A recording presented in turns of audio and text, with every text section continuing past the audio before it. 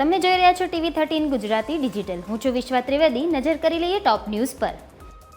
પ્રધાનમંત્રી મોદીએ 11 વર્ષ પૂર્ણ થવાના અવસરે નમો એપ પર જનમન સર્વે શરૂ કર્યો. 24 કલાકમાં 5 લાખથી વધુ પ્રતિસાદ મળ્યા. આ એપ મારફતે નાગરિકો ભારતના વિકાસ અને નીતિઓ અંગે પોતાનું મંતવ્ય આપી શકશે.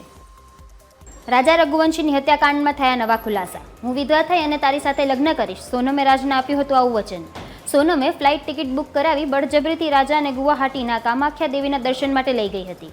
સીજેએમ કોર્ટે સોનમ રઘુવંશીને 72 કલાકના રિમાન્ડ આપ્યા છે. આમ આદમી પાર્ટીના કન્વીનર અરવિંદ કેજરીવાલે ટ્વીટ કરી આરોપ લગાવ્યો કે દિલ્હીમાં ભાજપ સરકાર ગરીબોને બેઘર બનાવી રહી છે.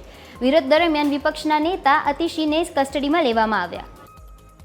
ખડગેએ પીએમ મોદીને પત્ર લખી લોકસભા ડેપ્યુટી સ્પીકરની નિમણૂક કરવા કરી માંગ. આ પદ 17 અને 18માં કાર્યકાળથી ખાલી છે. આ પોસ્ટ ખાલી હોવી એ બંધારણની જોગવાઈઓનું ઉલ્લંઘન છે. સ્વતંત્ર ભારતના ઇતિહાસમાં પહેલીવાર આવું બન્યું છે. એન્સીકોમ 4 મિશન અનુકૂળ હવામાન ન હોવાના કારણે ત્રીજી વખત મુલતવી રાખવામાં આવ્યું છે.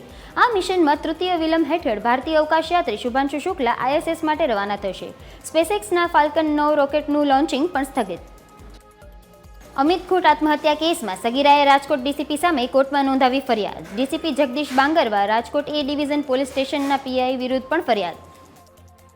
અમદાવાદમાં રથયાત્રાની તૈયારીઓના ભાગરૂપે ગાંધીનગરમાં યોજાઈ બેઠક. ગૃહ રાજ્યમંત્રી હર્ષ સંઘવી, DGP વિકાસ સહાય અને CP બેઠકમાં રહ્યા હાજર. રથયાત્રાના સુચારુ આયોજન અંગે બેઠકમાં થઈ ચર્ચા. સુરતની નવી સિવિલ હોસ્પિટલ ખાતે 14 પૈકીની 4 ડાયાલિસિસ મશીન બંધ રહેતા દર્દીઓને ભોગવવી પડી રહી છે હાલાકી. દક્ષિણ ગુજરાતની સૌથી મોટી હોસ્પિટલમાં રોજના હજારો સંખ્યામાં દર્દીઓ સારવાર અર્થે આવે છે. કેરળમાં કાર્ગો શિપ વિસ્ફોટ બાદ આગની ઘટના. આગને કાબૂમાં લેવા માટે સતત ઓપરેશન યથાવત. જહાજ પર સતત થઈ રહ્યો છે વિસ્ફોટ. 18 લોકોનું રેસ્ક્યુ કરાયું, હજુ 4 લોકો ગુમ.